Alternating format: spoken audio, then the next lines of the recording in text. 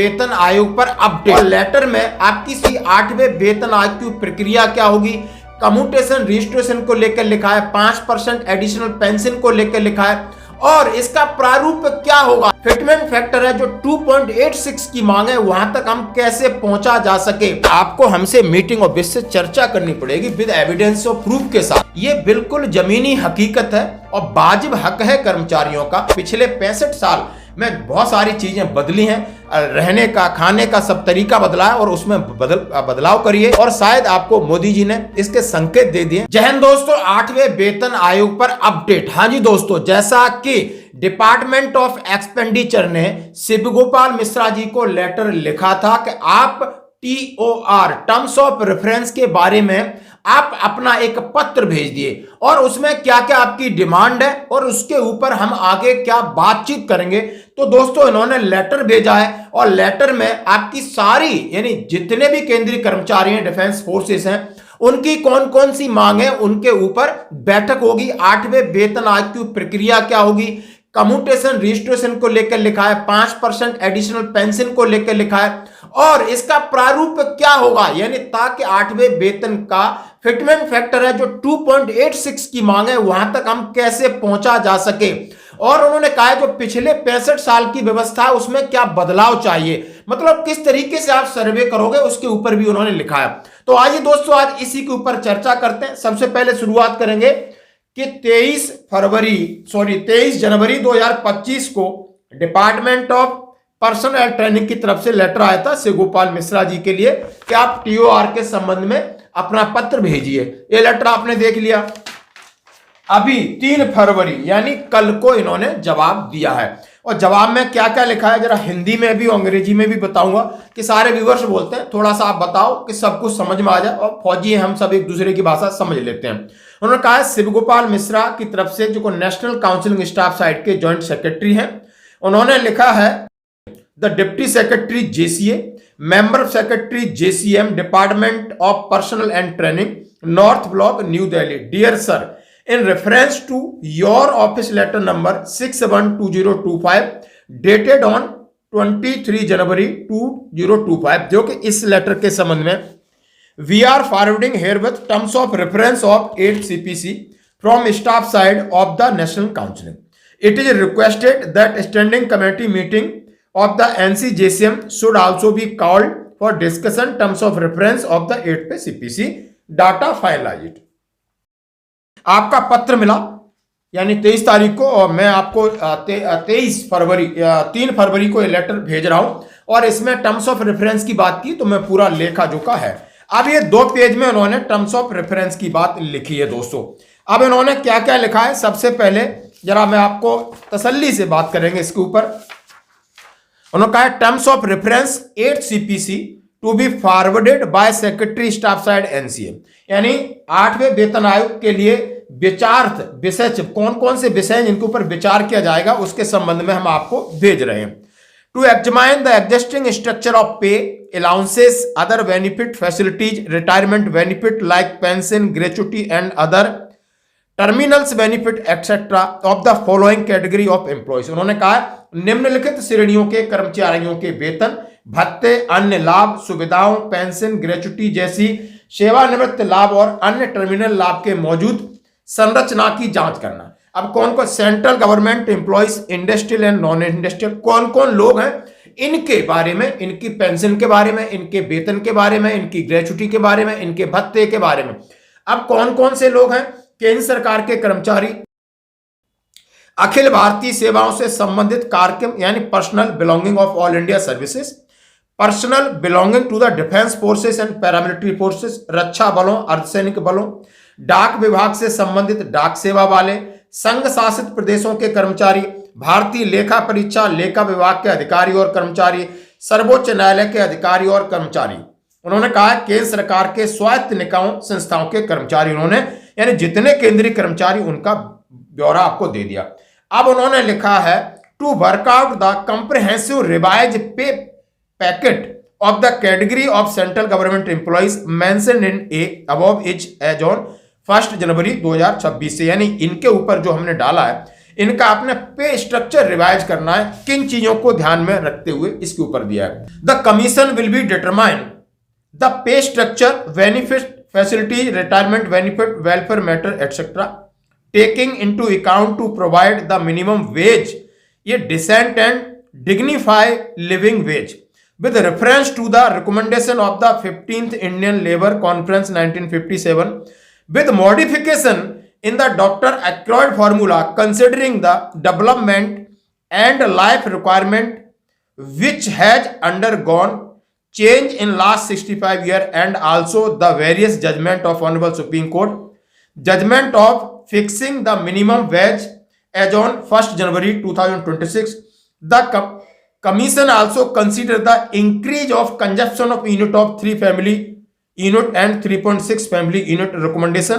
अब देखो कितनी अच्छी बात कही। सबसे पहले तो आप मूल आधार है उसमें बदलाव करिए। मूल आधार का मतलब उन्होंने कहा है कि जो अभी तक आप 3 परिवारों का ले रहे हैं उसको 3.6 कर दीजिए। जो यूनिट आप सर्वे करते हो तो पहले तो ये बढ़ाइए। उन्होंने और कहा है कि आपका 15वें भारतीय श्रम सम्मेलन 1957 की सिफारिश के संदर्भ में सभ्य सम्मानजनक जीवन निर्वाह करने वाले सभी के लिए पिछले 65 वर्षों में विकास और जीवन की आवश्यकताओं पर विचार करते हुए डॉक्टर अक्रॉयड फार्मूले में संशोधन किया गया है, और साथ ही 1 जनवरी 2026 तक न्यूनतम मजदूरी तय करने के संबंध में माननीय सर्वोच्च न्यायालय के विभिन्न निर्णयों को भी ध्यान में रखा जाना चाहिए। आयोग वर्ष 2019 में राष्ट्रीय न्यूनतम मजदूरी नीति निर्धारण, उसमें जो कहा गया था कि 3 परिवार की इकाइयों से बढ़ाकर 3.6 यानी 3.6 पर विचार करना चाहिए। यानी इतना उन्होंने बढ़ाया। पहले तो बेस आधार ये बताया और रेफरेंसेस बताए पिछले। 8वें वेतन आयोग को गैर व्यवहार वेतनमानों जैसे लेवल 1 और 2 के साथ, और लेवल 3 को लेवल 4 के साथ, लेवल 5 को लेवल 6 के साथ विलय करना चाहिए। अब इन्होंने सीधा सीधा उन्होंने कहा है, जैसे कि मैं आपके सामने रख रहा हूं, कि कुछ हैं वेतनमान विलय, लेवल 1 और 2 को एक साथ कर दो, लेवल 3 और 4 को कर दो, और 5 और 6 को कर दो, यानी ये 6 लेवल को 3 लेवल कर दीजिए। फिर उन्होंने कहा है पदोन्नति एमएससीपी, उसमें आप संशोधन करिए। दूसरा उन्होंने सीधा सीधा लिखा है, जैसे कहा है to the consider existing anomalies MSCP में जो अनोमलीज हैं, एमएससीपी कब से किसको मिल रही, जैसे कि फौज में 8 साल, सिविल में 10 साल, इसकी अनोमलीज आप खत्म करिए। और उन्होंने सीधा सीधा इसके साथ कहा है, दूसरी चीज इन्होंने जो डाली है मैं आपके सामने रख रहा हूं, कि वेतन और पेंशन में तत्काल विलय किए जाने वाले महंगाई भत्ते और राहत का प्रतिशत निर्धारित करना चाहिए। उन्होंने कहा है कि ये आप जैसे ही परसेंटेज कहते हैं कि 50% के साथ जैसे ही डीए बढ़ जाता है तो आपके वेतन में विलय हो जाएगा, इससे कर्मचारियों को फायदा। लेकिन इसका स्टैंडर्डाइज कर दीजिए कि आपका डीए 50% हो गया, ऑटोमेटिक विलय होगा और उसके भत्ते भी उसी हिसाब से बढ़ेंगे। ये स्टैंडर्डाइज कर दिए, इसको आप खींचते हो ये नहीं होगा उन्होंने। और दूसरी चीज, जैसे इंग्लिश में सीधा सीधा कहा है to the determine percentage of dearness allowance, dearness relief immediately to be merge with pay and pension, एक शर्त बना दीजिए कि इतने के बाद मर्ज हो जाएगी। और दूसरा कहा है to settle the various 7th pay CP anomaly which the staff side raise in the anomaly committee meeting and JCM. उन्होंने कहा है जो 7वें वेतन आयोग की अनोमलीज थी उनको जल्दी सेटलमेंट करिए। वो क्या थी जरा हम आपको बताते हैं। सबसे पहले उन्होंने कहा है कि पेंशन और मृत्यु सेवानिवृत्ति ग्रेचुटी, पारिवारिक पेंशन, 12 वर्षों के बाद पेंशन के कम्यूटेड हिस्से की बहाली, हर 5 साल के बाद पेंशन में वृद्धि के लिए संसदीय स्थायी समिति की सिफारिशों को लागू करना, और भूतपूर्व एवं भावी पेंशन भोगियों के बीच समानता जैसे मौजूदा सेवानिवृत्ति लाभों में आवश्यक सुधार करना। अब उन्होंने सीधा सीधा कहा है, आप समझ सकते हो, to work out the improvement needed the existing retirement benefit like pension, death cum retirement gratuity, family pension, restoration of commutation portion, pension after 12 year, implementation of parliament standing committee recommendation for enhancement of pension after every 5 year। उन्होंने कहा parity amongst past future and pension। उन्होंने सीधा सीधा कहा है कि भाई जो हमारी चीजें हैं कि आपने डेथ ग्रेचुटी हो, पेंशन बेनिफिट हो, जो 7th पे सीपीसी में अनोमलीज थी, खासकर कम्यूटेशन रिकवरी को लेकर 15 की जगह 12 करिए, और 5 साल 5% पेंशन बढ़ोतरी का प्रावधान जो आपके स्टैंडिंग कमेटी ने दिया था, आपके जो पार्लियामेंट्री स्टैंडिंग कमेटी ने, और 65 साल के बाद सीधा आप 5% बढ़ोतरी इसको लागू करिए। ये इसके ऊपर चर्चा होगी, आप समझ रहे हैं मेरी बात को। To review restore benefit of pension, यानी 1972 के पेंशन नियमों में भी उन्होंने बदलाव की बात की और उसके बाद उन्होंने अपना पूरा पत्र लिख करके भेज दिया है और उन्होंने कहा है कि पुराने पेंशन और नए पेंशनों का जो बीच का अंतर है वो आपको खत्म करना होगा। तो दोस्तों ये लेटर आपने देखा, अब इसी को हिंदी में भी मैं आपके साथ इंग्लिश में भी रख रहा हूं। अब इन्हीं की इस प्रकार की न्यूज चल के आ रही है। अब उन्होंने डाला है कि अंतरिम राहत डीए विलय, 7 सीपीसी विसंगतियों का समाधान, सेवानिवृत्त लाभों में वृद्धि, बेहतर पेंशन योजनाएं और ग्रेच्युटी को बढ़ाइए, 12 वर्षों के बाद पेंशन पूरी बहाल करिए, 5% पेंशन बढ़ाइए, भूतपूर्व और भावी पेंशन के बीच में जो समानता है वो करिए, पुरानी पेंशन योजना की बहाली। उन्होंने कहा है कि 1 जनवरी 2004 के बाद भर्ती हुए कर्मचारियों को पेंशन रूल के हिसाब से उनकी पुरानी पेंशन की बहाली, बेहतर चिकित्सा लाभ की बात कही है, शिक्षा और भत्ते, एजुकेशन जो आपकी ग्रांट है उसको आप बढ़ाइए, रेलवे और रक्षा कर्मचारियों के लिए जोखिम भत्ते, जहां उनकी लाइफ में बहुत सारी समस्याएं आती हैं उनको जोखिम भत्ते की बात कही गई है।